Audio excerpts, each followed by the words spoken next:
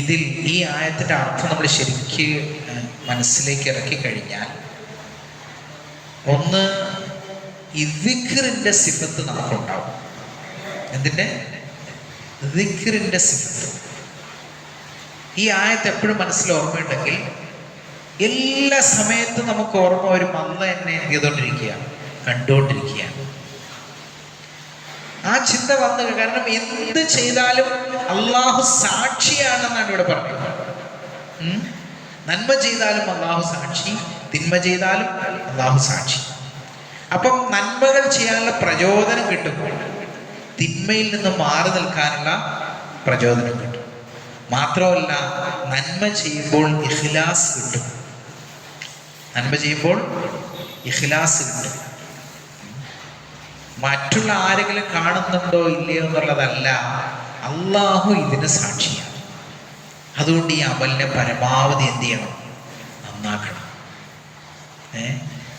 അള്ളാഹുവിൻ്റെ ഓർമ്മയിലാക്കണം. വേറെ ആരെങ്കിലും കാണുകയില്ല, അത് വിഷയമല്ല. ഒരാളൊരു സ്ഥലത്ത് ഒറ്റപ്പെട്ടു പോയി, തിന്മ ചെയ്യാൻ തോന്നി, അപ്പോഴും ഈ ആയത്ത് ഓർമ്മ വരും.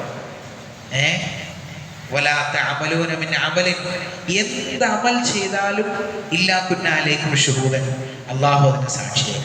അതുകൊണ്ട് ആരും കാണുന്നില്ല എന്ന് വിചാരിച്ച് എന്ത് ചെയ്യാൻ നിൽക്കണ്ട, തിന്മ ചെയ്യണ്ട, അള്ളാഹു സാക്ഷിയാണ്. അപ്പൊ ഈ ചിന്ത ഉണ്ടാവാൻ നമ്മളെ സഹായിക്കുന്ന ഒരു ആയത്താണ് ഈ ആയത്ത്. ഇല്ലാ കുന്നാലേക്കും ഷുഹൂദൻ ഇത് തുഫീദൂന ഫീ, നിങ്ങൾ അതിലേക്ക് പ്രവേശിക്കുന്ന സമയത്ത് തന്നെ ആര് സാക്ഷിയാണ്? അള്ളാഹു സാക്ഷിയാണ്. അല്ലാതെ നമ്മൾ എന്തെങ്കിലും തിന്മ ചെയ്യാൻ പോവാ, അപ്പം ഒരു മലക്ക് വിവരം കൊടുക്കുക, അള്ളാഹ്താ പിന്നെ ഇന്ന സ്ഥലത്താണുള്ളത്, ഇന്ന സ്ഥലത്തേക്ക് കയറിയിട്ടുണ്ട്, ഇന്നത് ചെയ്യാൻ സാധ്യതയുണ്ട്, അവനൊന്ന് നോക്കണേ എന്നൊരു മലക്ക് ഇൻഫർമേഷൻ കൊടുക്കേണ്ട കാര്യമൊന്നുമില്ല. ആർക്ക്? അള്ളാഹ്. അതിലേക്ക് പ്രവേശിക്കുന്ന സമയത്ത് തന്നെ അള്ളാഹു എന്താണ്? അതിന് സാക്ഷിയാണ്.